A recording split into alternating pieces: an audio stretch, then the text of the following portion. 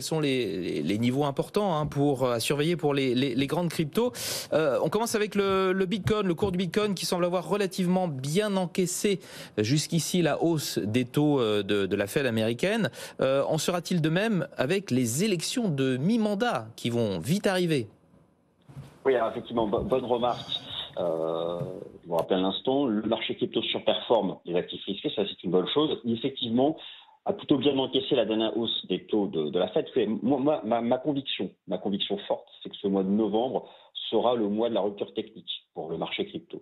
Alors, vous mentionnez le mardi 8 novembre, mardi prochain, les élections de mi-mandat aux États-Unis. C'est un événement politique important, c'est un événement important aussi pour les marchés financiers. Et du fait des corrélations, cela va avoir un impact sur le marché crypto parce que ces élections de mi-mandat vont impacter les indices boursiers, vont impacter surtout le dollar américain. Ça, c'est une première chose. Mais vous parlez donc du mardi 8 novembre. Mardi 8 novembre, c'est aussi une date importante. C'est à peu de choses près, à 1 ou 2 jours près, l'anniversaire du record historique du cours du Bitcoin, mardi le 8 novembre 2021, lorsque le marché avait atteint les 70 000 dollars. Et concrètement, depuis ce record historique, le cours du Bitcoin abandonne, j'arrondis, 70% depuis son précédent record historique. Alors, cette différence entre le cours actuel et l'ancien record historique avait déjà été, en mars 2020, rappelez-vous à l'époque, c'était le choc boursier de la crise sanitaire, avait été aussi à l'époque une marque de point bas.